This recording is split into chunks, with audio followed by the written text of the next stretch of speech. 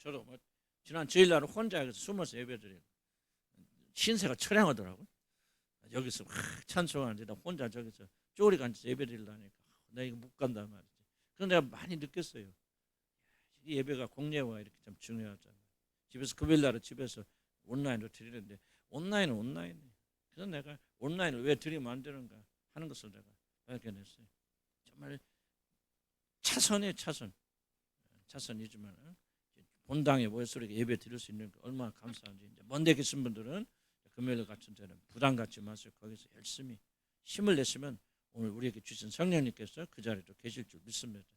그래 여기 오신 분들은 축복받은 줄 알고 하나님께 한번 감사드리고 어쨌든 예배가 중단되지 않고 드릴 수 있도록 얼마나 감사합니까. 할렐루야 감사하죠. 하나님 우리 축복받았다 생각 듭니다. 사도행전 보십시다. 사도행전 7장 볼까요. 오늘부터는 그 스데반이 이제 순교 당하기 전에 마지막 설교입니다. 참 눈물겨운 여러분 유언 설교예요. 마지막 이제 이 설교 다 끝나기도 전에 이제 돌에 맞아 죽지 않습니까?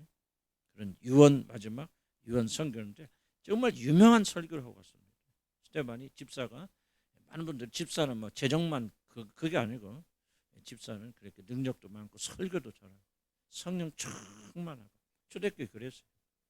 그래서 왜 우리가 교회에서 직원 뽑는 것이 참 어려운가. 사실 제가 지금 생각한다 농담이 아니고 나는 내가 다시 태어나면 나 목사 절대 안 합니다. 왜 안 하냐. 나는 목사가 뭔지 몰라서 목사한 사람. 정말 이게 아무나 하는 줄 알고 그냥 좋으니까 부르셨다 생각하는데 부르심이 없단 말이 아니고요. 나는 지금 내가 선택관이 있다면 나는 100번 다 목사 안 합니다. 너무 고귀한 일인데 정말 이 고귀한 일인데 나 같은 것이 어떻게 하나님이 막 쓰시면 쓰시겠죠. 그러나 나는 내 심정에서 내가 목사하겠습니다. 나는 지금은 못할 것 같아요. 옛날에는 막 뭐 또 하고 또 죽어도 목사하고 뭐 살아도 목사하건데 지금 내가 가면 갈수록 나 같은 것이 무슨 목사냐 그런 생각이 많이 들어요. 비하가 아니고 목사가 뭔지 알면 알수록 생각보세요. 여기 요새 유명한 목사하고 여기 집사하고 비교가 됩니까? 초대교회 이게 집사들. 참 이게 참 우리가 얼마나 후퇴했는지 그래서 조금 그런 심각한 마음으로 교회는 아무나 되는 게 아니에요. 그리스도인들 이게 정말 영광 가운데 되어진 거고 예수 믿는 사람이 되었다는 것은 정말 영광이죠. 영광. 이렇게 심각한 마음을 좀 가져야 돼. 그래야 또 목사 조금 더 잘할 것 같아.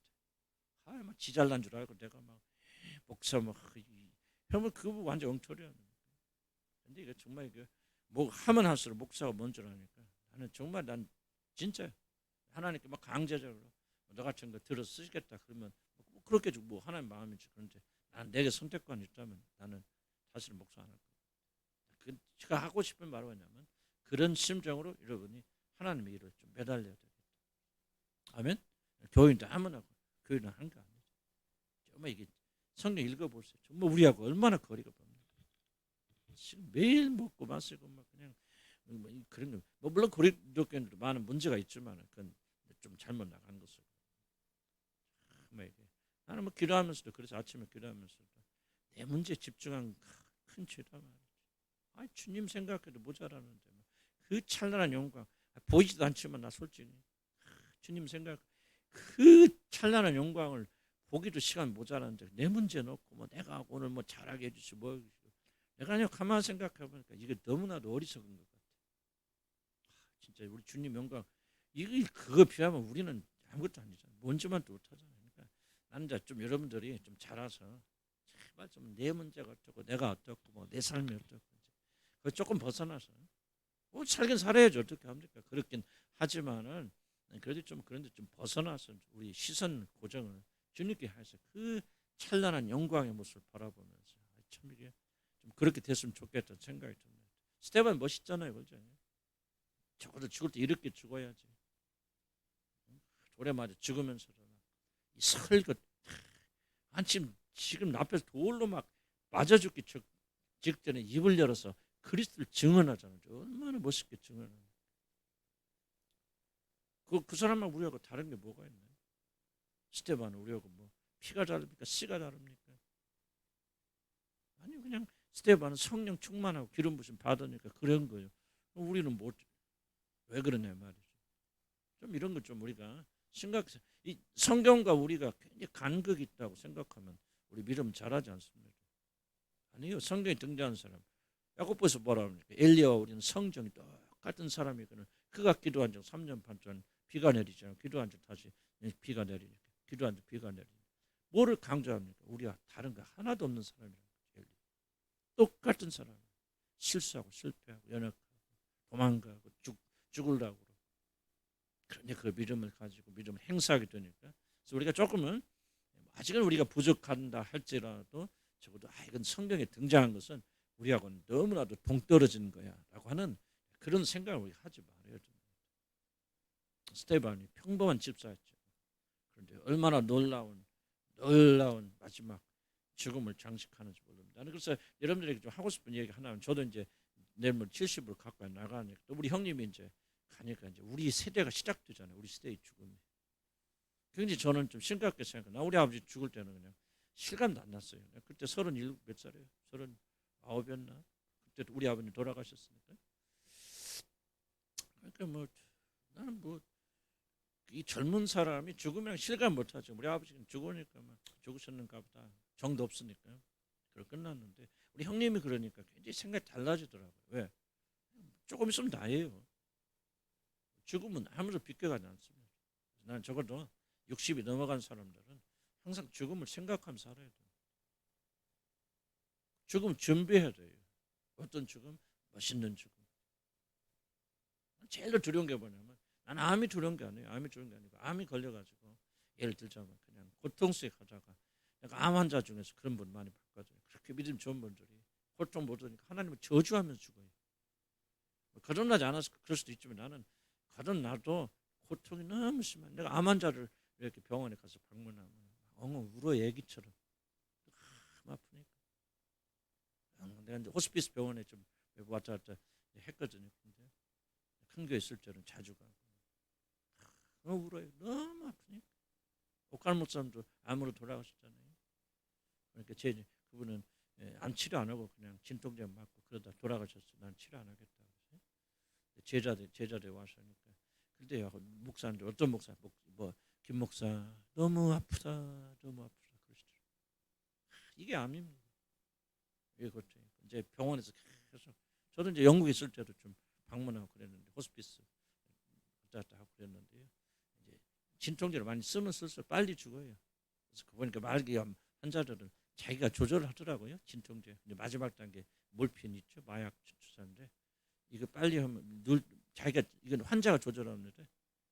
그래서 아프면 빨리 해. 그럼 이제 많이 들어오죠. 그런 통증 환자. 그런 뭐냐면 이제 아픔을 덜 느끼는 대신에 이제 빨리 죽는데 그래서 자기가 결정하더라고요.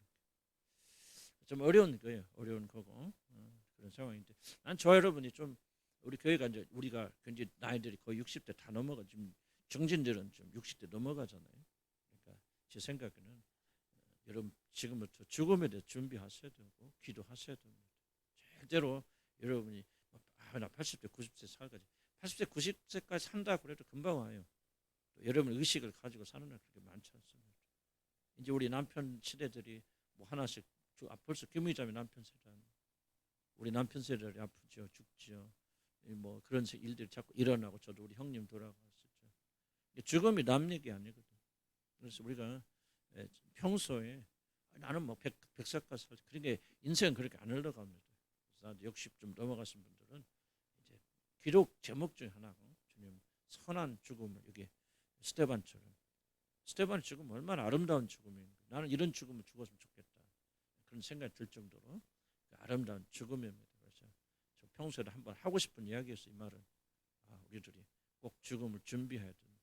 여러분이 생각하는 것처럼 오래 살지 않을 수도 있겠다. 아무도 장담하지 못해. 그리고 여러분이 이제 죽음을 향해 나가잖아요. 60, 70, 80점. 우리 아버지, 우리 어머니 오래 사셨는데 그거 상관없어요. 죽음. 우리 할아버지가 99세 돌아가셨는데 우리 아버지는 70세 돌아가셨어요. 이거 왔다 갔다 해요. 그러니까 좀 나는 좀 그 길로 나간 것 같지만 스테반의 죽음을 보면서 저도 정말 아름다운 죽음은요 굉장히 영광스러운 겁니다. 왜 영광스럽냐고 여러분이 이 죄 많고 허물 많고 병과 죽음을 가득 찬 저주받은 세상에서 영원한 세계로 들어가는 유일한 방식이, 물론 예언이 있었죠. 엘리야나 또 누굽니까, 에녹 같은 두 번의 예의가 있지만, 그러나 이 예의를 빼놓고는 일반적으로 죽음이란 걸 통해서만 영원한 세계에 들어갑니다. 그래서 죽음은 굉장히 놀라운 축복이에요. 어떻게 죽느냐가 문제인데, 그래서 나는 좀 적어도 심각하게 젊은이들도 사실은 죽음을 많이 생각해야 됩니다. 나 죽을까 잠깐 그게 아니고, 나는 언제든지 죽을 수 있고 내가 원치 않는 시간 죽을 수 있기 때문에 항상 자기 자신들이 죽음을 준비하는 그런 삶을 살아야 된다. 가장 어리석은 자들이 나는 뭐 건강하니까 100살까지 살겠지. 가장 어리석은 자. 죽음은 예고치 못한 시간이 오기 때문에 저와 여러분이 준비를 해야 된다. 그리고 스테반 같은 아름다운 믿음을 가지고 갈 수 있도록 기도하는 것이 굉장히 중요하겠다. 아멘. 자, 그럼 스테반이 이제 마지막 설교를 하는데 도대체 어떤 설교를 지금 하고 있는가 한번 볼까요? 대제사장이 이르되 이것이 사실이나. 2절 보니까 스테반이 이르되 여러분이 부형제를 들으소서 하고 이제 자기 믿음 예수에 관한, 물론 이 설교는 끝나지 못합니다. 중간에 이들이 개입해서 끝나버리고 돌에 맞아 죽지만은, 그러나 이 스테반이 이제 예수 그리스도에까지 지금 기독교를 설명하는 거예요. 그래서 이 안에 기독교가 무엇인가가 아주 굉장히 잘 설명되어 있습니다. 그래서 기독교를, 이게 기독교고 이게 예수를 믿는 거고 이것이 구원이라는 것을 마무리를 못 짓지만은 사도 바울이, 아니 스테반이 굉장히 중요하게 이렇게 설명해 나가기 시작하고 있다. 자, 중요한 것 중에 하나는 뭐냐면 도대체 그럼 무엇으로 시작하는 스테반의 설교가 굉장히 중요한 포인트입니다. 스테반이 뭐라고 2절에 보니까 여러분이 부형들여 들으소서 우리 조상 아브라함이 하란에 있기 전에. 자, 뭐로 시작하죠? 아브라함 이야기부터 시작하죠. 물론 아담부터 아담도 있고 쭉쭉 내려오는데 스테반이 적어도 복음을 설명할 때는 믿음의 조상인 누구로 시작하는 아브라함으로 시작하고 있다는 걸 기억해야 됩니다. 이게 바로 이제 그들의 스테반이 생각하는 자기들의 역사의 시작이죠. 믿음에서. 그러니까 여러분들이 이제 그걸 잘 기억해야 돼요. 여러분이 어떤 집안의 사람이거나 어떤 과거를 가지고 있든지 간에 여러분 역사의 시작은 바로 예수 그리스도 만나는 그 시간부터, 이분의 역사의 시작은 아브라함부터 시작하잖아요. 하나님께 그를 불러내신 그 시간부터 그렇게 시작을 하듯이 바로 우리들 시작이 언제나 바로 주님께서 우리를 구원하여 주시고 만난 시간, 그게 바로 이제 역사의 시작이라는 거예요. 이걸 꼭 기억하셔야 됩니다. 여러분들 지금 왜 고통하고 어려움을 겪고 있습니까? 그 역사를 잘못 이해하지 못하죠. 그래서 여러분 그 역사를 자꾸 조상 때부터 흘러 들어가고, 우리 이제 물론 우리가 또 여러 가지 라이프스타일도 하고 그러면서 많이 따지기도 하고 그랬지만, 그것은 우리가 이제 청산하기 위해서 하는 것이고, 많은 분들이 아직도 여러분이 역사가 어디서부터 시작하는 거예요. 되게 여러분들이 엄마 뱃속이 됐건 이전이 됐건 옛날에 정말 몇십 년 전에 40년, 50년, 60년 전에 정말 어떻게 생각하면 저주받은 그 가정으로부터 시작해요. 이해가요? 무슨 말인지? 여러분 여기서부터 여러분이 탈피하지 못한다면은 여러분 새 역사 속에 들어가기 어렵습니다. 여보세요. 스테반은 아브라함부터 시작. 아브라함도 믿음의 사람. 하나님께서 그를 갈대우에서 불러내시잖아요. 불러내시는 것부터 스테반은 자기 역사를 시작하고 있다. 무슨 말 이해가시죠? 말 자체는? 저는 이런 굉장히 중요하다고 생각합니다. 여러분이 보세요. 믿음을 가지고 이런 새 역사 속에 살 거냐? 그렇지 않으면 유대 사람들 보세요. 그 사람들은 이 역사 속에 못 들어오잖아요. 자기 아브라함이 자기 조상이다 이렇게 말하고 있지만, 그러나 아브라함부터 이어져서 예수 그리스도의 새 역사 속에 못 들어오지 못하고 있잖아요. 여러분들이 정말 이 새 역사 속에 들어오려면 반드시 여러분 출발점, 여러분 시작이 언제? 예수 그리스도 만난 날 아니에요? 아멘. 여러분 진짜 그렇게 생각하십니까? 그렇게 생각 안 해요. 그래서 여러분 참 역사를 거슬러 올라가서 내가 어렸을 때 우리 아버지 어머니가 그 영향을 줍니까? 난 영향을 준다고 생각해. 그러나 우리 역사는 거기서 예수를 만나는 순간 단절된다. 그게 시작이에요. 아브라함이 시작한 듯이 우리도 거기서 시작해요. 믿으면 아멘 하시기 바랍니다. 여러분 성경을 심각하게 안 받아들이는 사람들은 이거 맨날 들어도 여러분 그냥 와서 기도만 하고 하지 똑같아요. 왜? 하나님 말씀 진리하면서 안 받아들여요. 그리고 자기 삶에 적용하지 않죠.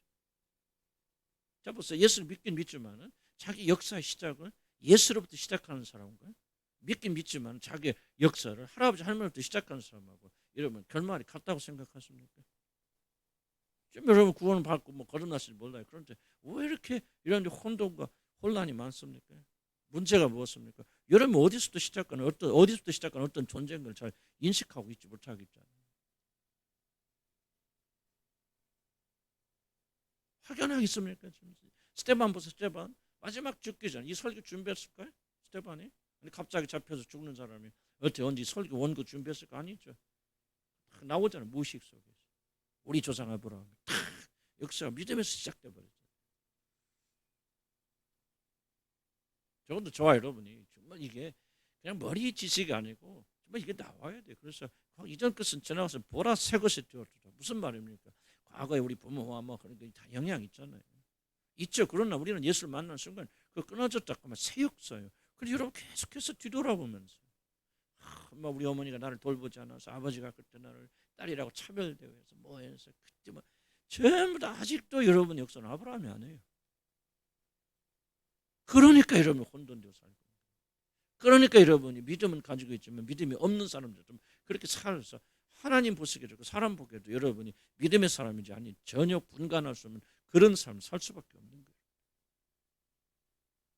누가 많이 혜택을 받냐? 믿음에 결단한 사람들. 나의 역사 시작은 언제부터 내 역사 시작합니까? 예수 그리스도를 만난 그 시간부터 내 역사. 그래서 그렇게 살아가야 될 거예요. 여러분 역사 시작이 뭐예요? 옛날에 그러면 그냥 그렇게 살아가는 거죠. 세상 살아. 제가 그 스테반의 설교를 잘 기억하시면서 나의 역사의 출발이 무엇입니까? 그래서 여러분이 딱 입을 열면 뭐가 나와야 돼? 나의 역사 시작은 내 삶은 언제부터? 예수 그리스도를 만나는 그 시간부터 내 새로운 삶이 시작돼요. 이게 나의 역사의 시작입니다. 아멘. 아멘. 또 다른 얘기 같아요. 또 다른 얘기인데 그럼 왜 스테반이 역사 기독교에 대해 설명한다고 했잖아요. 7장 이렇게 좀 설교는 기독교 무엇이냐고 생각하는데 지금 스테반이 뭐로 시작하냐? 교리로 시작하지 않죠. 이게 중요한 겁니다.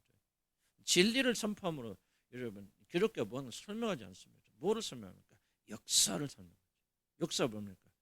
아브라함이 갈대우로 이방인이었을 때 불러내신 하나님의 하나님께서 그를 부르신 어떤 역사적 사건을 그로부터 시작합니다. 역사 얘기입니다. 지금 이스라엘의 역사입니다.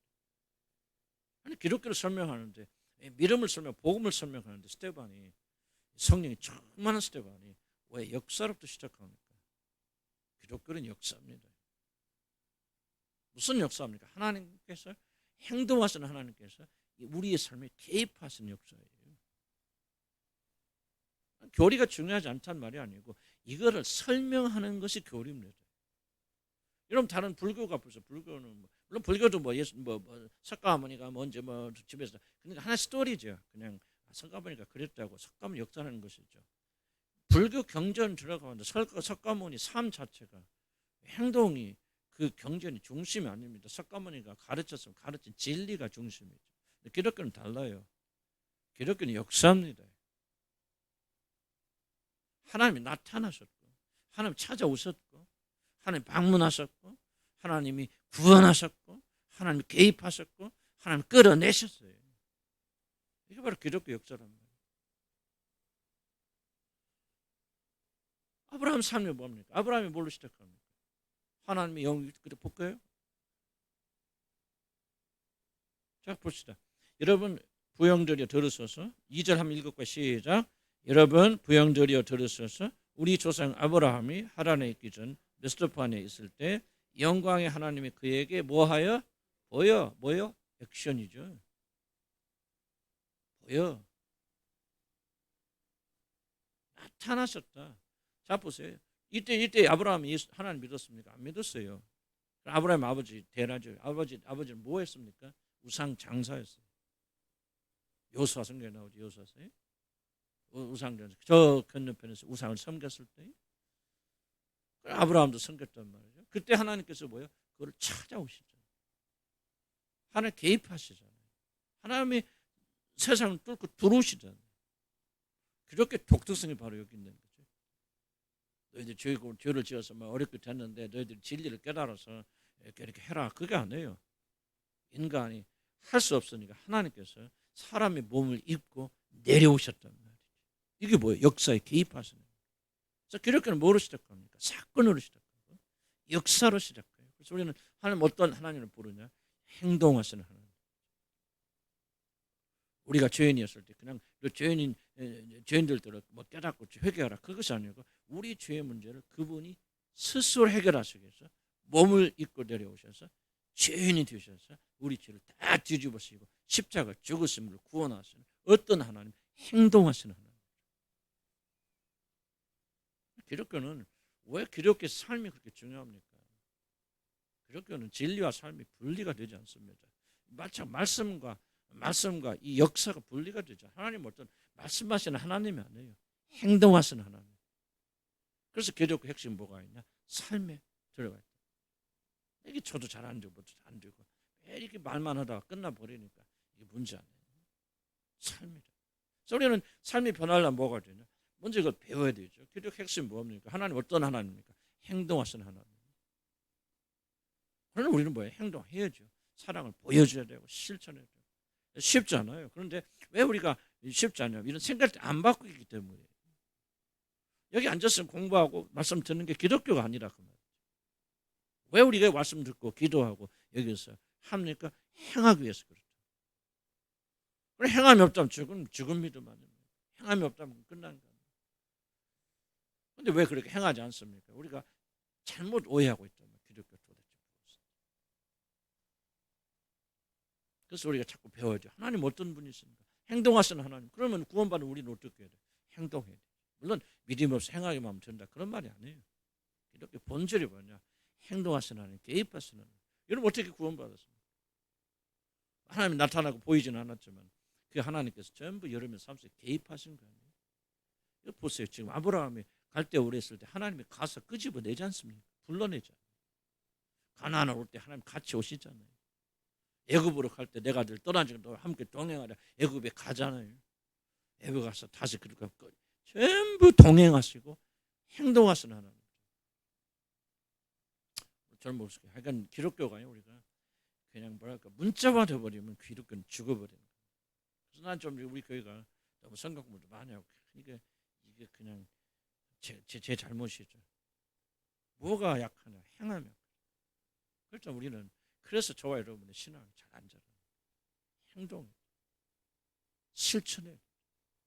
어떤 분들은 하시겠죠. 그러면 이게 안 되어버리면은 우리 믿음은 할 것을 왜 기독교는 역사니까 사건이니까 우리 삶 속에서 하나님 드러나셔야 되니까 증거가 일어나야 되니까 증명이 돼야 되니까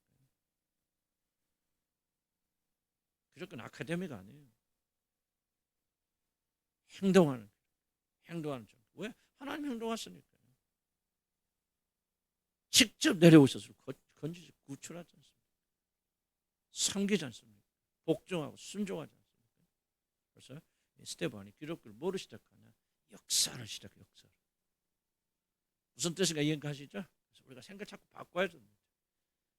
행함이 없는 믿음은 죽은 믿음이고 사건이 없는 거 아니에요. 부딪혀야죠. 하나님. 체험해야 돼. 너희는 나를 맛보아 알지는 체험을 위한 체험을 말하는 거 아니에요.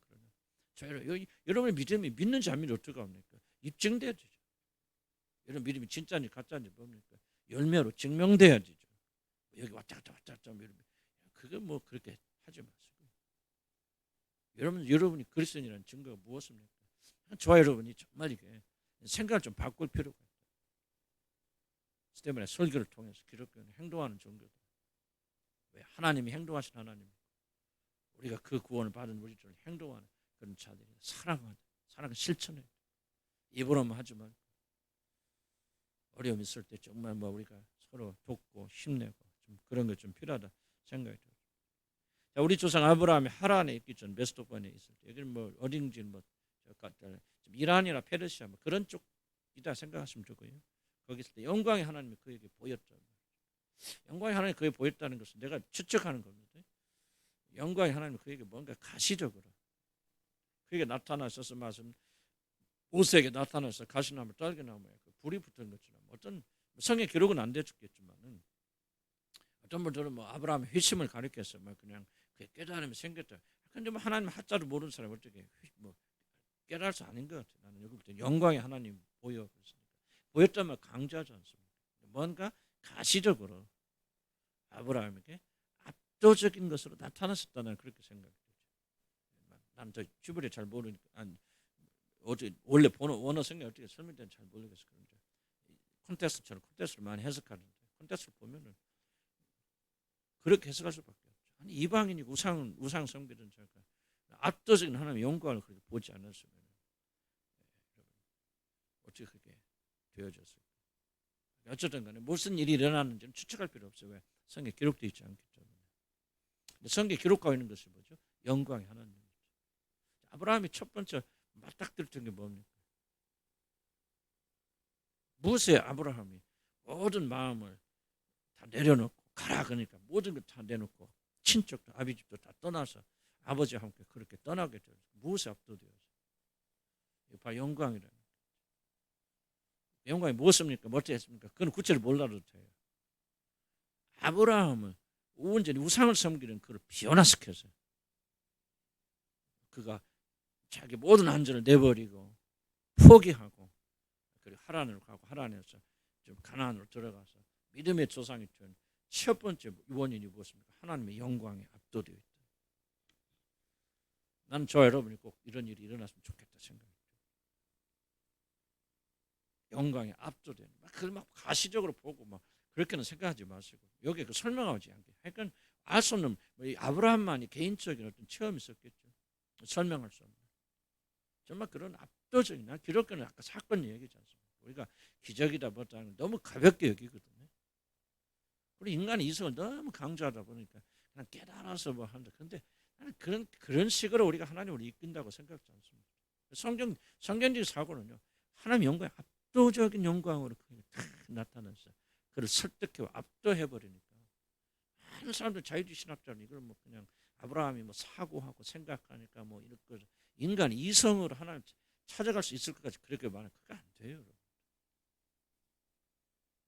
여러분이 획기적인 변화가 일어나려면요. 뭐가 하나님의 영광을 봐야 돼요. 얼마나 하나님 영광스러운 존재며 우리가 장차 들어가게 되는 그 영광의 그 나라가 얼마나 영광스러운 나라가 여러분 모르기 때문에 저와 여러분 잘 모르니까 자꾸 세상 살아가요.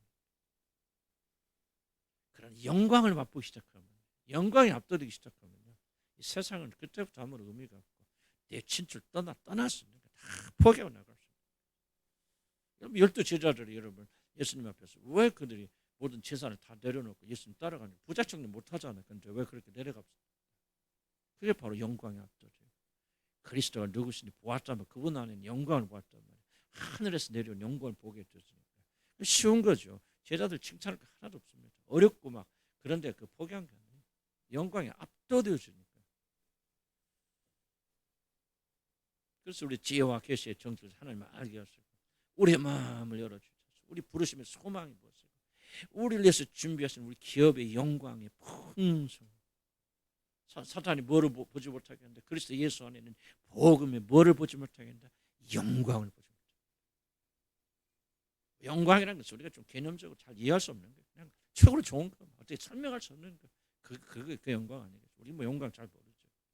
그러니까 뭐 압도적인 황금이나 이런 거 비교조차 할 수도 없는 그냥 이 세상 모든 걸 다 초라하게 만든 압도적인 영광을 아브라함이 체험했기 때문에 그런 모든 걸 버리고 나간다.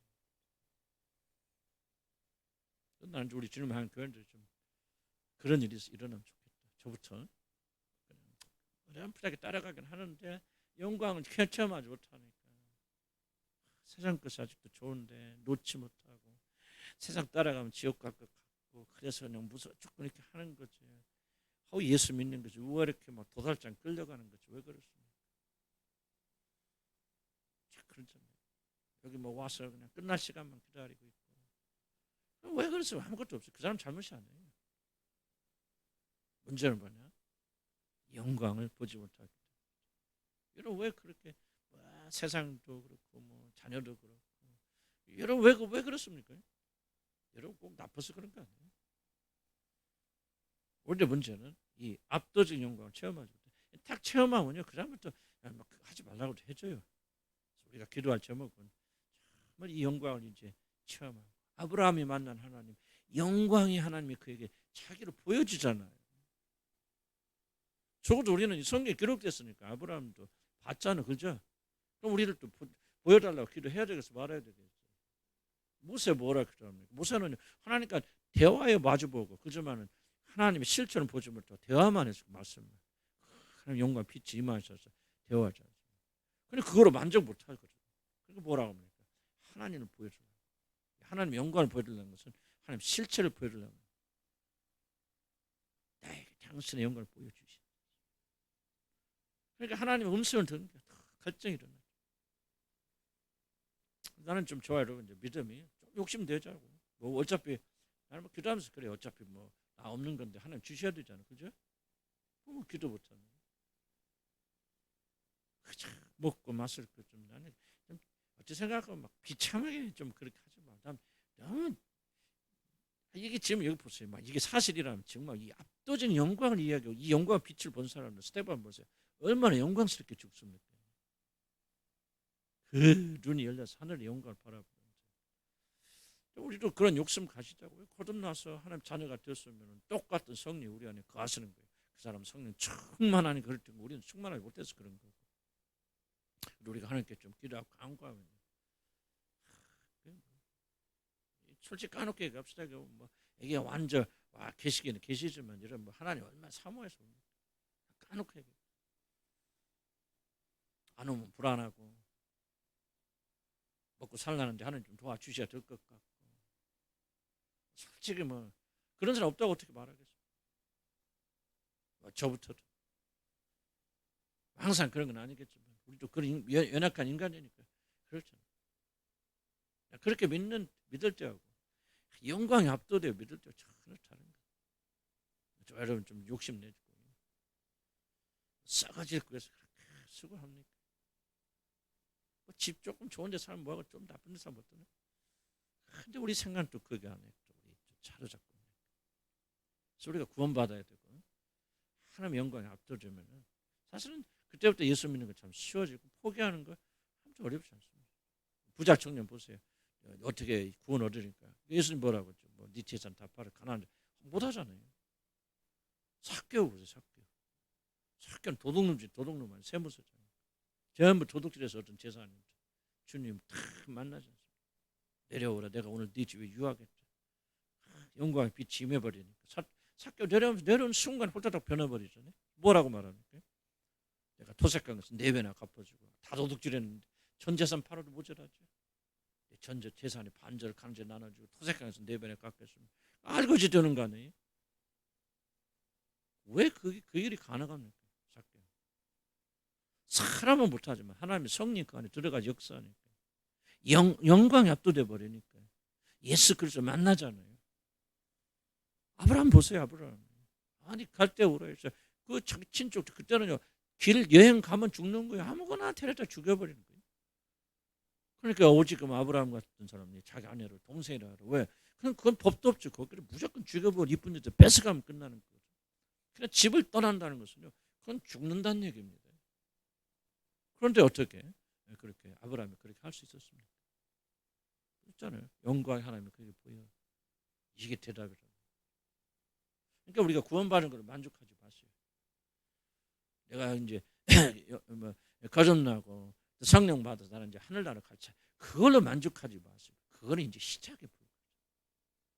적어도 성경에 등장한 사람 뭐예요? 영광을 보았던 사람. 영광을 보았던 사람들 어떻게 삽니까? 하늘에서 빛을 비춰. 사울아 사울아 어찌하여 네가 나를 핍박하느냐. 영광의 빛 가운데 계신 그리스도를 사도 바울이 직접 보잖아요. 어떻게 됩니까? 살인자 사울이 그리스도를 위해서 목숨 바친 바울로 바뀐다. 그냥 단순히 예수 믿어도 되는 게 아니에요, 여러분.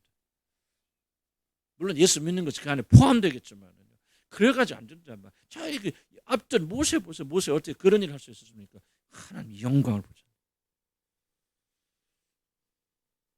12 제자들, 가론 줄 아니지만 그 제자들 어떻게 그렇게 변화돼서 말이죠. 예수를 모른다 3번이나 부인했던 베드로가 그렇게 그런 모습으로 바뀌었니까 부활하신 주님의 영광을 보니까 나는 이게 이론이 아니에요. 이론이. 뭔가 연기 하늘의 빛을 비춰.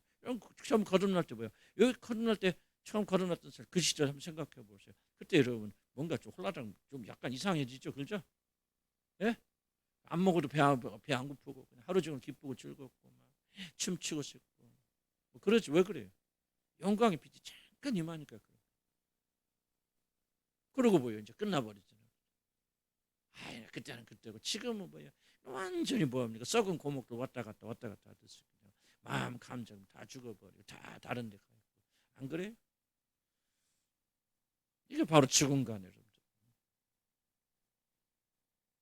살아나려면 왜 성경에 있는 것처럼 다시 한번 그때를 회상하면서 영광의 하나님이 아브라함에게 나타나서 그를 불러냈을 때 그런 이렇게 큰 변화가 일어났다면 오늘 우리에게 필요한 게 무엇입니까? 욕심내야 돼요. 아멘? 욕심내서 그냥 내가 구원받는 것을 만족하지 마시고 속지 마세요. 먹고 사는 걸 내려놓으세요. 아픈 것도 너무 신경 쓰지 마세요. 주님 바라보시고 그 영광 바라. 그러면은 주님 기도 들어주셨어요. 언젠가는 저와 여러분이 하나님 영광을 보게 돼요. 점점 잘하게 되어지면서 정말 저와 여러분은 하나님의 큰 영광 속에 들어가야 믿습니다. 자, 그다음에 4절 볼까요? 3절 이르시되 내 고향과 내 친척을 떠나니까 앞에서 많이 성 강조했고 뭐 전에도 가르쳤으니까 내게 보일 땅으로 가라하시니 구원은 뭐냐면 나와서 들어가는 거예요. 제가 많이 강조했습니다. 어디서? 이방인의 땅에서 나와서 세상에 나와서 하나님의 나라, 멸망의 나라에서 사랑의 아들의 나라로 옮기었느니라. 이사 가는 거예요, 구원은. 만약 이사 가는 것이 없다면 이런 구원받지 못합니다. 교인은 아니지만 이런 마음은 한 발자국은 세상에 있다. 뭐하고 있어? 떠나. 그래 안 떠나잖아요. 그러면 안 떠나니까 어디요? 들어가 못 들어가요? 못 들어가죠. 안 들어가는. 이게 바로 어떻게 생각하면 자기가 그리스도인이라고 믿는 대부분의 사람들의 형편이 바로 이런. 성경 분명히 말하죠. 보세요. 메소포타미아 거기 옛날 사람들이 거기서도 하나님께서 은혜 주셔서 아브라함을 거기서도 성장할 수 있잖아요. 근데 그게 아니라는 거예요. 너 거기서 나와. 떠나. 여기는 세상이야. 애굽 안 돼. 애굽에서 나와야 돼. 그리고 가나안으로 들어가야 돼. 그래서 구원은 뭐냐? 나와서 들어가는 거야. 뭐를 말하는 거야? 세상에서 나와서 하나님 나라 들어가는 거야. 근데 그렇게 할 수 있도록 다 마련해 주셨는데 우리 죄도 용서해 주시고 성령으로 보내주시는데 아직도 세상에 발 담그고 있다. 그럼 뭐 하는 거예요? 여러분 지금 그 나라 못 들어가죠. 지옥 간다 말나 그렇게까지 말하고 싶지 않아요. 다만 여러분이 그 영광 천국에 못 들어갑니다. 구원은 왜 구원은? 나와야만 들어가요. 근데 안 나오면 어떡합니까? 나올 수 있도록 너 나와. 여러분 죄 용서는요. 많은 분들이 오해합니다. 죄 용서가 무엇입니까? 여러분 어디에 있든지 죄 용서 받았으니까 오케이 이 말 하는 게 아니에요. 여러분 성경 잘 이해해 보세요. 내가 복음이 뭔지 아십니까? 내가 너희들 죄를 다 용서해 주었어. 더 이상 내가 너희 죄를 묻지 않을 거야. 그러니까 끝나는 게 아니에요. 그러니까 이 사실을 믿고 나오라는 얘기입니다. 이게 구원이고 구원의 초청이. 많은 분들이 착각해서 나 죄 용서 받아서 예수님이 나의 죄를 위해서 죽으셨으니까 나는 이제 죽어도 지옥 안 가. 용서받아서 믿습니다. 이게 구원이라고 생각하는데 천만의 말씀. 여러분 성경을 완전 거꾸로 잘못 해석하는 거 아니에요. 죄 용서 받았어요. 받았는데 뭐예요? 자 보세요. 소돔과 고모라에 있어요. 소돔과 고모라에 있는 사람들 다 죄인들 아니에요? 그때 뭡니까? 롯을 향해서 내가 하나님께 네 죄 용서해 주셨어. 롯아 너는 의로운 사람이고 아브라함을 봐서 내가 너는 용서하며 그러고 나서 그냥 롯이 그 안에 살았습니까? 살으라고 그럽니까? 아니죠. 나오라고죠. 왜? 심판하셨으니까. 근데 만약에 롯이 감사합니다. 용서받는 감사. 그러나 나 소돔이 더 좋아요 하고 머물러 있었다면 어떻게 됩니까? 그럼 죽었죠. 많은 분들이 죄 용서란 거 무언가를 이해를 잘 못해요. 죄 용서 해놨으니까 그게 끝이 아니라니까. 죄 용서하니까 무슨 말이냐면 너 나한테 나온다면 그 말입니다. 회개하고 나온다면 항복하고 나온다면 내가 더 이상 너희 죄를 묻지 않을 거야 그 말이에요. 왜? 예수 그리스도가 너희 죄를 사해 줘. 위해서 대신 죽었기 때문에 그걸 보고 내가 너희 죄를 용서해 줄 거야 그런 거예요. 그러니까 용서했다는 말은 무슨 말이냐면 여러분 구원을 받기 전까지 용서를 했다는 말은 하나님께서 더 이상 여러분의 죄를 묻지 않기로 하셨다는 거죠. 조건이 뭐예요? 그럼 나오라는 거죠. 소돔에서 나와 세상에서 나오라는 얘기예요. 안 나오면 뭐예요? 안 나오면 그 사람이 죄 용서를 받아들이지 않는다는 거예요. 나 그 말이 내가 전혀 믿기지 않아요. 용서했다. 그래 나오라. 그러고 내 용서해 줄게. 항복하면 살려줄게. 그러고 나오면 다 쏴 죽인단 말이에요. 그러려고 그러지? 그러면 그러고 나와서 안 나오잖아요. 예를 들자면 그래서 죽잖아. 똑같은 얘기. 무슨 말 얘기합니까?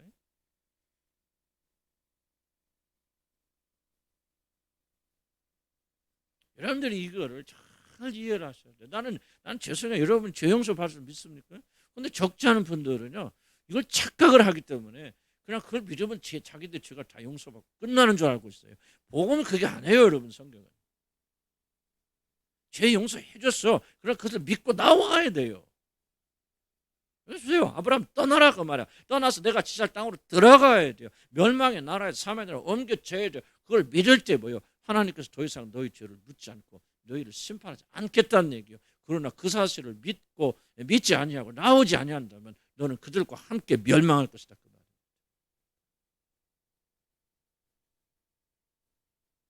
올바로 이해해야 돼요. 올바로. 뭐가 중요합니까? 내 죄가 용서되었음을 믿고 믿음을 가지고 일어서서 그날을 향해 들어가야 돼. 이걸 가리키고 성경이 뭐라고 하죠? 이걸 가리켜 회개라고 하는 거죠. 회개는 죄 용서 받았으면 믿어야만 회개할 수 있어요.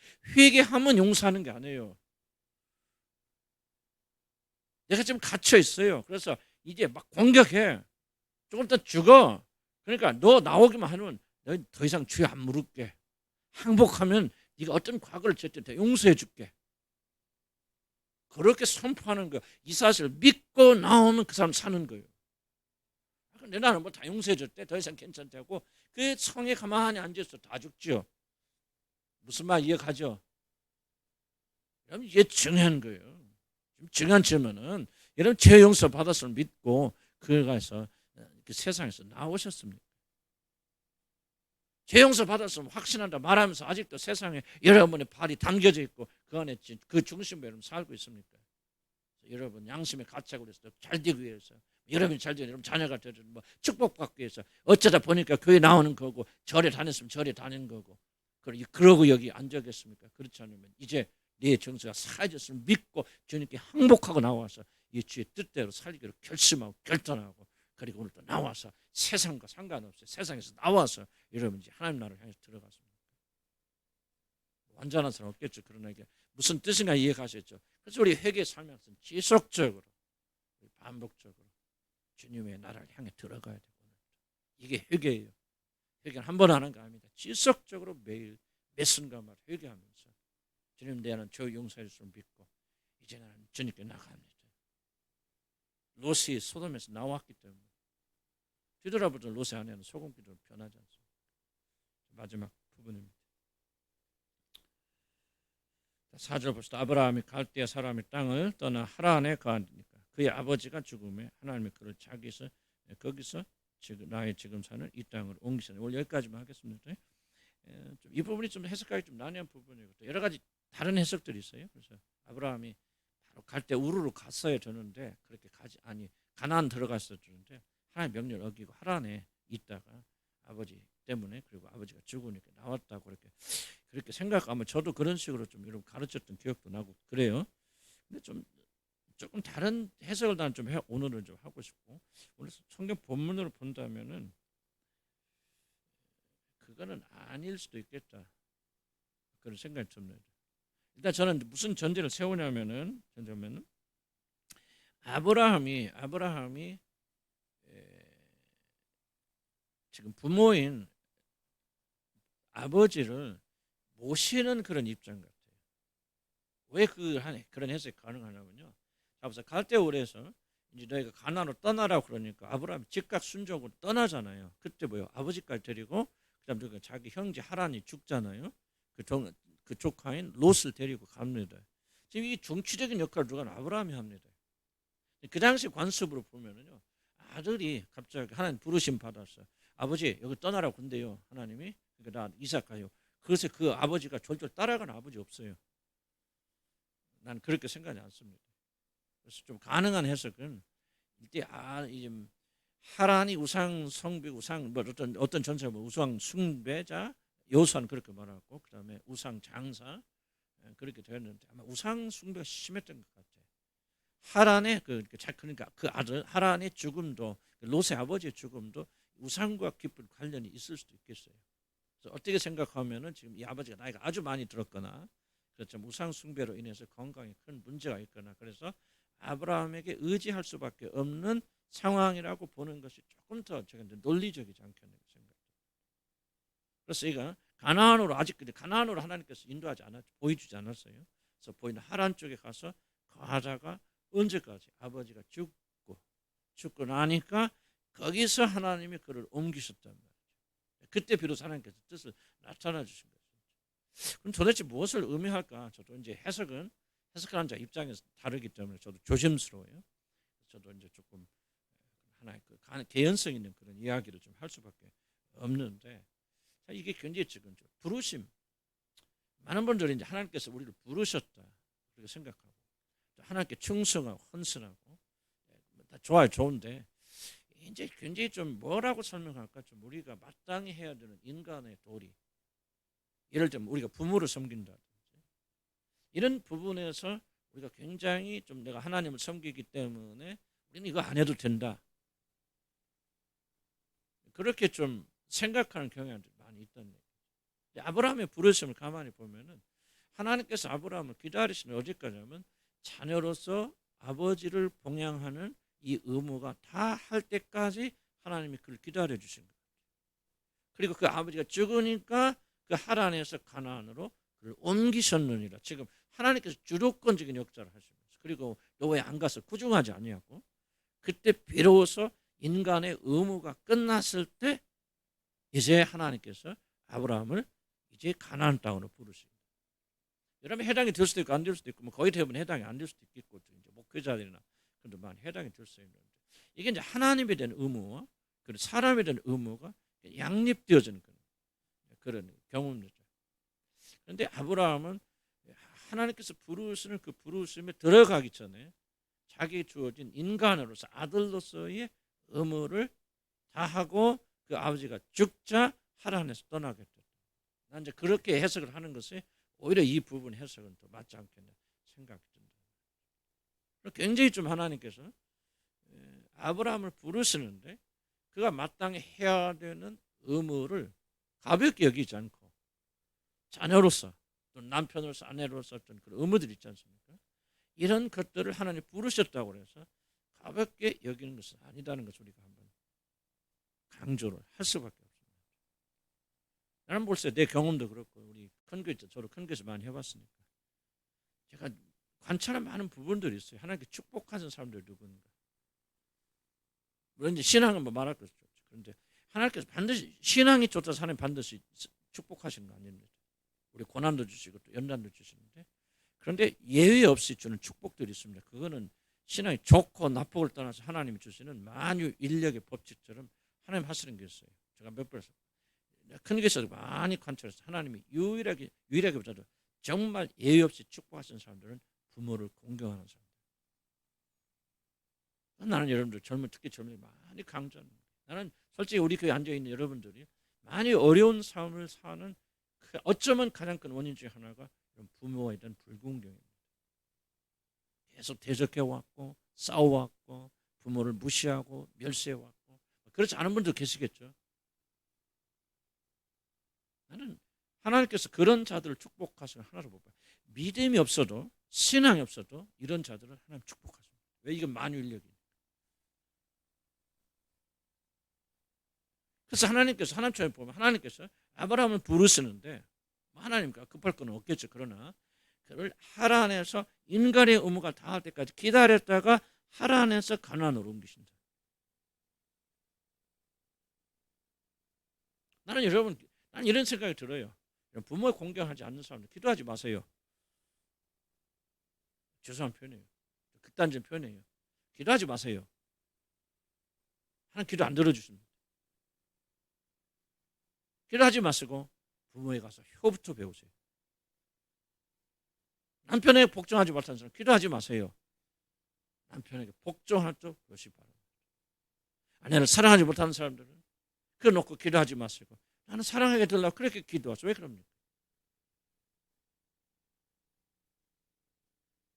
나는 뭐 잘 못해요. 그러나 나는 계속 빼지 않고 기도하는 게 뭔지 아십니까? 나는 내 아내를 주의 계명에 따라 사랑하게 해주십시오. 나는 계속 구합니다. 그래서 원래 못된 인간이라 그렇게 잘 못해. 그러나 나는 그게 얼마나 중요해서 알기 때문에 난 하나님 앞에 계속 그 기도 빼지 않고 기도합니다. 아내를 사랑하게 해주십시오. 주의 계명, 주의 말씀에 따라서 순종하고 사랑하고 원합니다. 부모에게 최선을 다하려고. 나도 참 불효 많이 했어요. 하나님 섬긴다는 핑계. 근데 하나님께서 얼마나 많은 저주라고 볼까? 어려움을 주셨는지 몰라요. 아니, 이 성경을 우리가 가볍게 여기면 안 된다 생각이 들어요. 하나님 내가 성경을 이렇게 자세히 보게 될 때 사도행전이 됐건 창세기 됐건 뭐가 됐건 보면요. 정말 이게 일관되게 통일된 법칙들이 있어요. 믿음 줬다 해서 하나님 반드시 축복하는 거 아니에요. 그런데 이런 행위는 일반적인 법칙이기 때문에 하나님 반드시 축복하십니다. 놀랍게 축복하세요.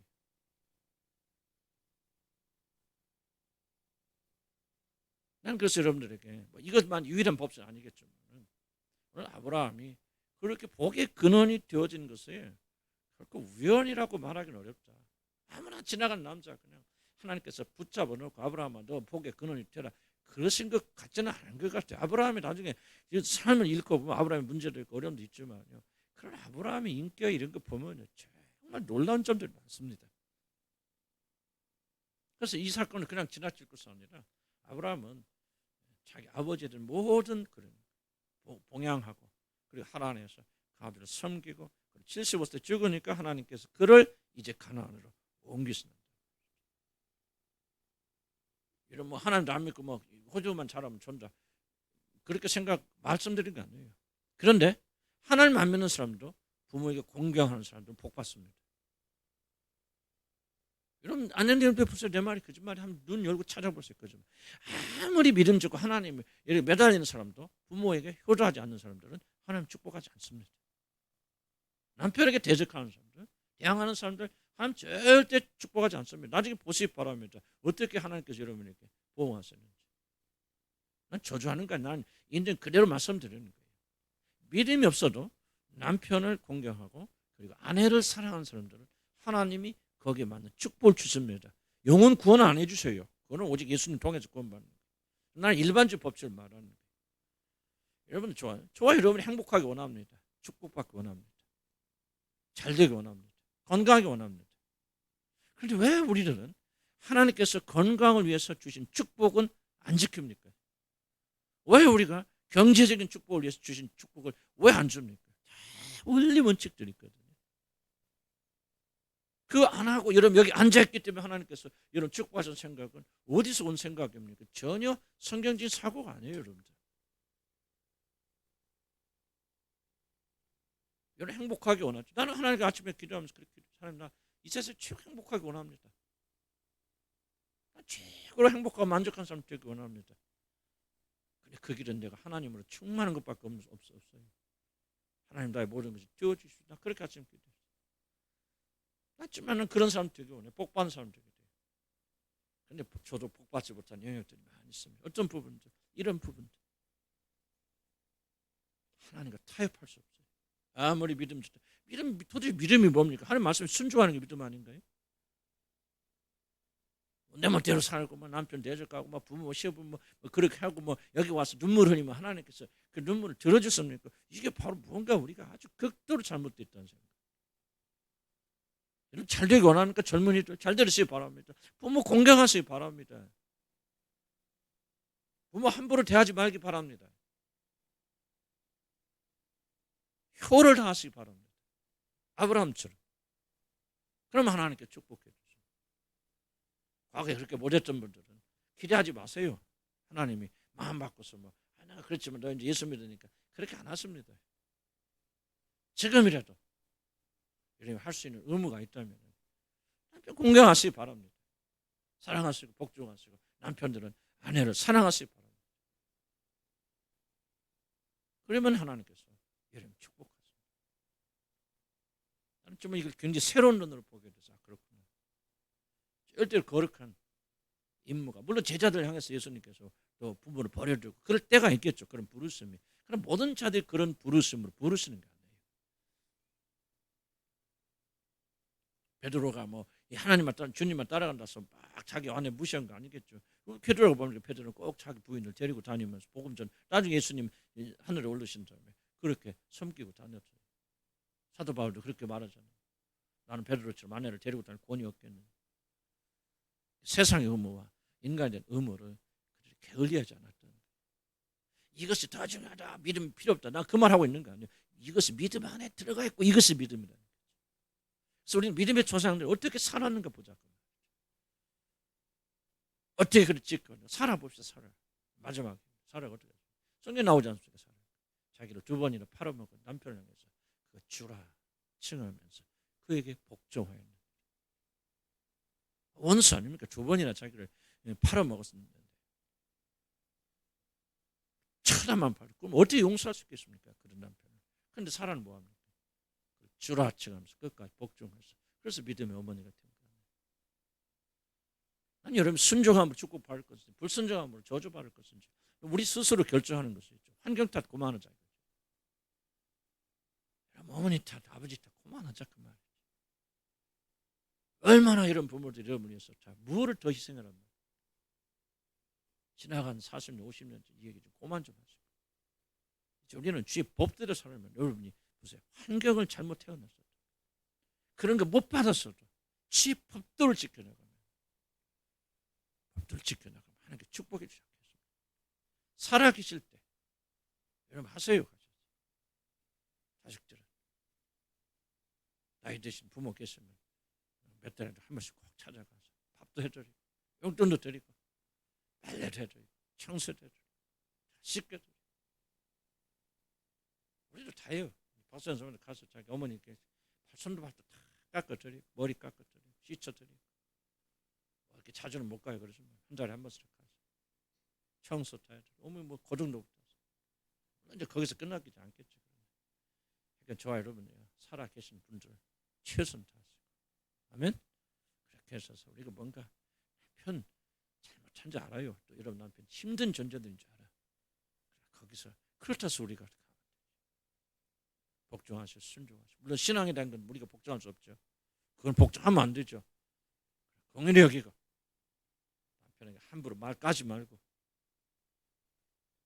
무시하지 말고 고집피지 말고 남편의 권위에 순종하고 남자들은 정말 회개하는 심정으로 아내는 사랑해. 사랑은 의지입니다. 그래서 그렇게 들려는 거예요. 감정이라면 뭐 우리가 뭐 나이 들어서 감정 별로 안 일어났겠지. 그러나 사랑의 핵심은 의지입니다. 그래서 우리는 의지를 발휘해서 나가자. 그럼 하나님께서 우리가 점점 믿음의 사람으로 바뀌어져 나갑니다. 아멘. 기도합시다.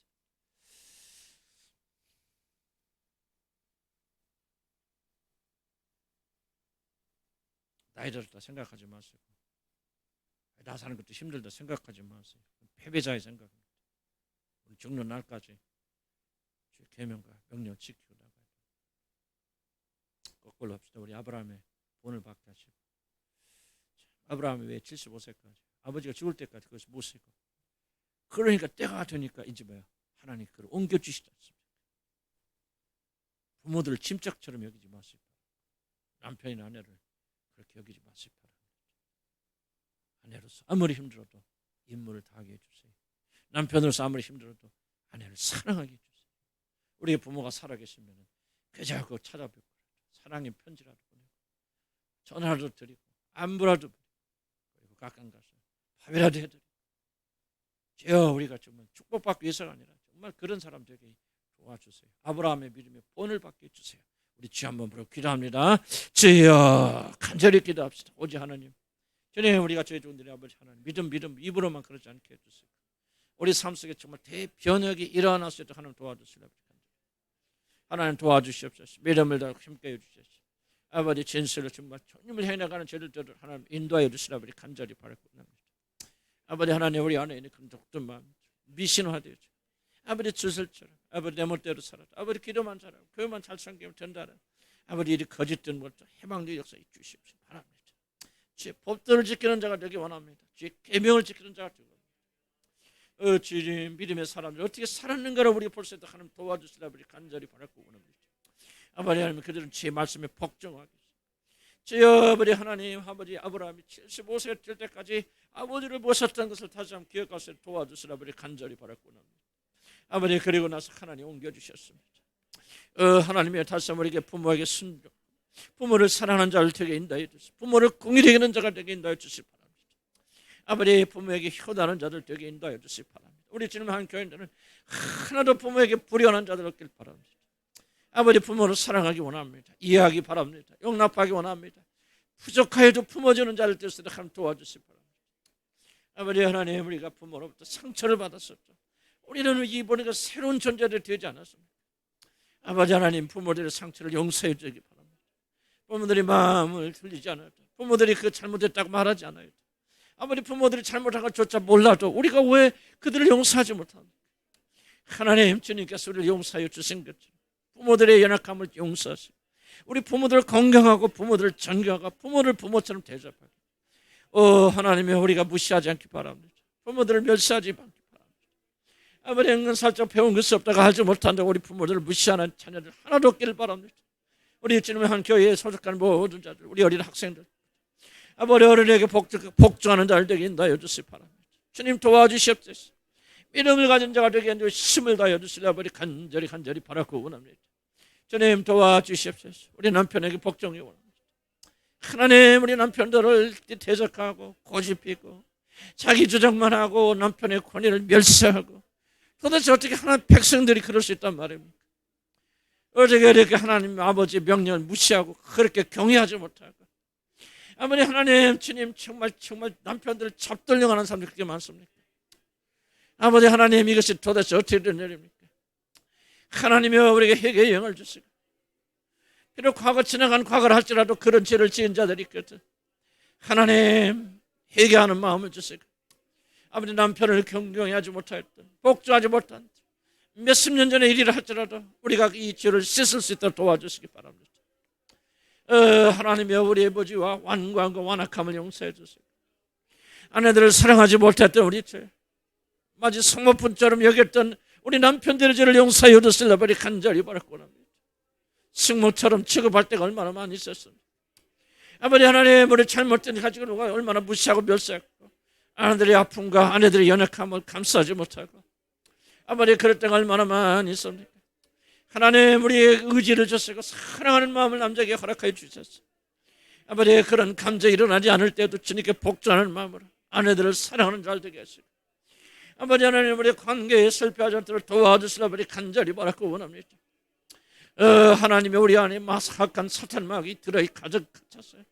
우리 마음이 부패해서 하나님 계명을 무시하고 멸시하고 아버지 복종하지 아니하고 아버지 남편을 멸시하고 아내를 사랑하지 않고 미워하게 되는 우리들의 죄를 주님 용서해 주시고 아버지 부모를 아버지 가게 깨고 부모를 아버지가 믿음이 없다고 그들은 하나님 알지 못하는 자라고 아버지 부모를 무시하고 멸시했던 우리 죄를 용서해 주시고 아버지 이제 남아있는 기간 동안 하나님을 향해 나가는 죄들 되도록 하나님 인도하여 주시라 아버지 간절히 바라고 원합니다. 주여 도와주시옵소서. 예수님을 기도합니다. 스테반이 정말 역사로 시작하지 않습니까? 기독교의 핵심은 행동입니다. 우리의 믿음과 행동이 정말 분리가 되지 않도록 살아계신 역사하신 하나님, 대입하신 하나님, 행동하신 하나님. 우리의 신앙이 뭡니까? 여기 앉아서 믿노라. 그것이 신앙이 아니죠. 행동할 수 있도록 도와주세요. 나의 믿음과 믿음의 실천이 분리되지 않게 주시옵소서. 기독교는 역사입니다. 주님 내 안에도 신앙의 역사가 있게 해주시고 예수를 믿는 믿음의 역사가 일어나게 주시옵소서. 주여 나를 오늘 변화시켜 주시옵소서. 주여 한번 간절히 부르 기도합니다. 주여 하나님 우리를 변화시켜 주시를 간절히 바라고 합니다. 아버지 기독교는 아버지 역사입니다. 하나님의 말씀 접해 기도하고 가는 것이 아버지 우리 변화되는 역사들을 하나님 인도하여 주시라 버리 간절히 바라고 원합니다. 아버지, 스데반이 왜 역사부터 시작합니까? 사건으로부터 시작합니까? 기독교는 역사고 사건이기 때문에 그렇지 않습니다. 말에 있는 것이 아니라 지식에 있는 것이 아니라 하나님의 나라에는 말에 있는 것이 아니라 능력에 있다, 그렇게 말씀하지 않았습니다. 하나님의 우리 삶 속에서 아버지 하나님의 진실, 우리가 변화된 역사에 인도해 주시라 우리 간절히 바랐고, 하나님의 내 믿음이 정말 참된 믿음이 행동으로 옮겨질수록 하나님 인도해 주시기 바랍니다. 하나님이 어찌하여 아버지 내 행동은 다릅니다. 믿는 것과 고백하는 것, 행하는 것은 왜 그렇게 차이가 많습니까? 아버지 하나님의 말씀은 저에게 회개하는 영을 베풀어 주시고, 아버지 하나님이 저희의 죄를 주는 공의를 여겨주시고, 입으로만 신앙을 해석하였고 입으로 맡은 모든 죄를 주님 용서해 주시고, 행함으로 주여 열심으로 주님 믿는 것을 나타나고 드러낼 수 있도록 도와주시기 바랍니다. 스데반이 기독교를 잘 이해하였습니다. 기독교는 역사다, 사건이다, 하나님의 개입이다, 말이 아니라 행동하시는 말씀이다. 하나님이여, 말씀이 육신이 되어 우리 가운데 거한다고 그러지 않았습니까? 하나님이여, 이 거룩한 진리 말씀이 육신이 되어서 우리 가운데 거하게 인도해 주시고, 아무리 행할 수 있는 그런 믿음의 진리대로 하나님 인도하여 주시려고 간절히 바라고 원합니다.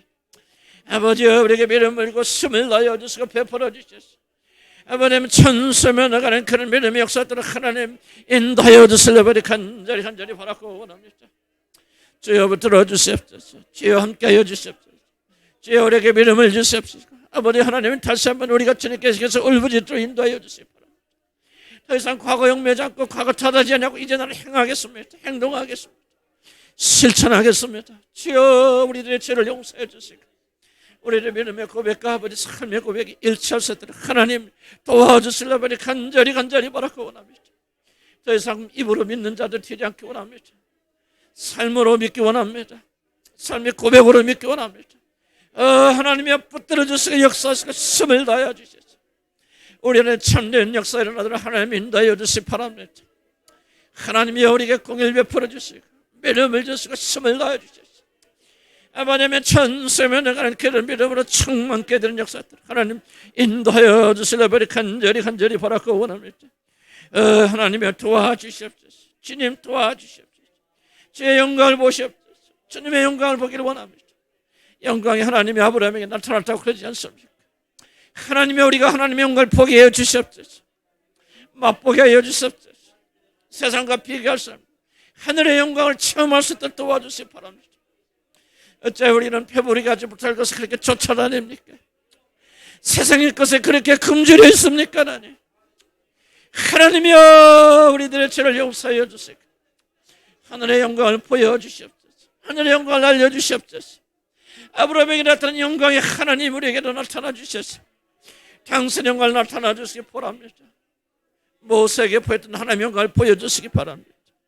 이스라엘을 인도하였던 하나님의 영광을 우리에게 드러내 주시려고 간절히 바라고 원합니다.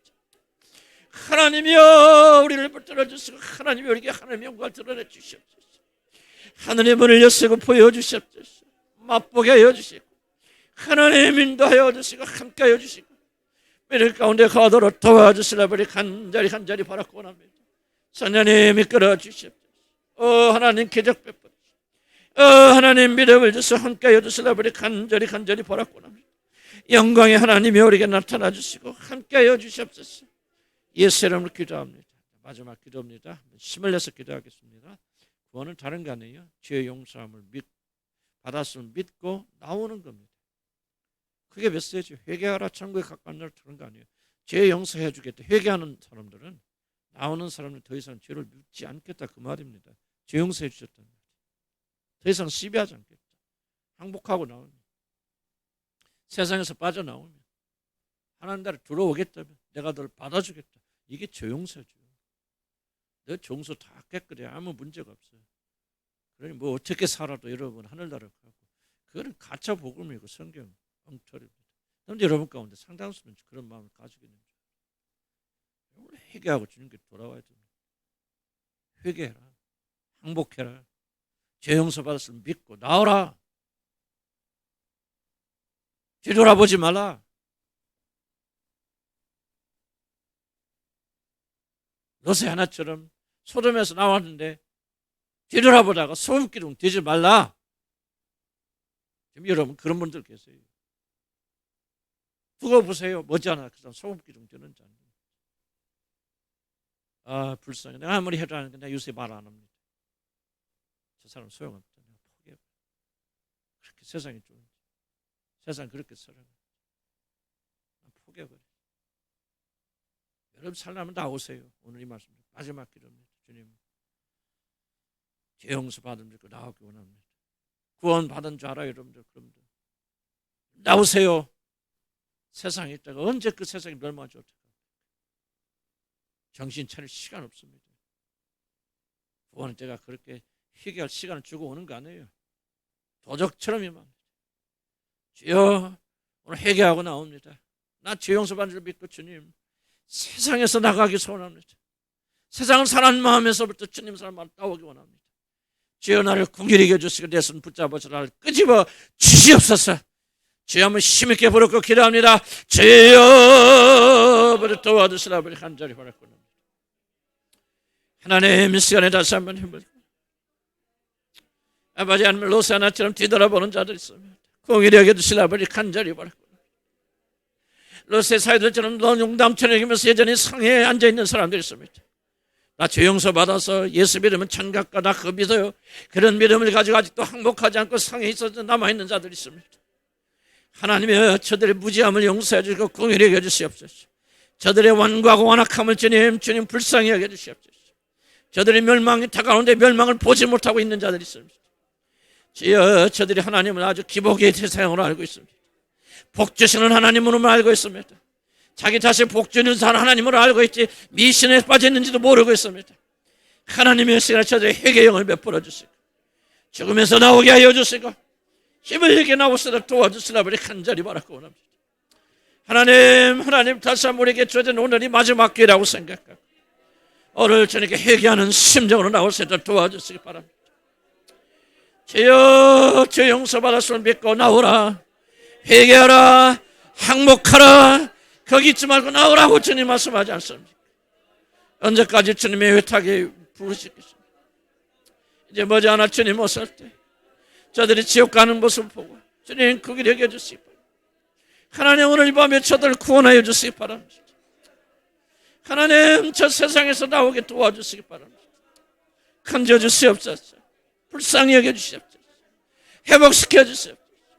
주님 함께 해주시고 담대한 믿음을 가지고 주님께 나오도록 하나님 인도하여 주시라 버리 간절히 바라고 원합니다. 하나님이여 지켜주시기 바랍니다. 하나님 인도하여 주시라 버리 간절히 바라고 원합니다. 하나님이여 충만케 하여 주시라 버리 간절히 바라고 원합니다. 주님 도와주시옵소서. 예수 이름으로 기도합니다. 주님 오늘 이 기도 기억해 주시고 또 남아서 기도할 때 하나님 각자에게 다른 기도 제목 가지고 오늘 다른 거 기도하지 말고 오늘 주신 말씀 기억하면서 기도하러 도와주시옵소서. 예수 이름으로 기도합니다.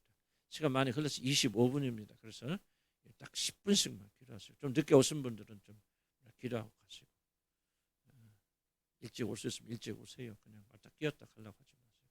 직장 때문에 어쩔 수 없는 분들은 어쩔 수 없지만 사모하는 심정으로 오시기 바라고 한 10분만 그렇게 하시고 또 시간 있는 분 하시지만 그러나 멀리 오신 분은 10분만 하시고 그렇게 다 귀가하시기 바랍니다. 수고 많으셨습니다.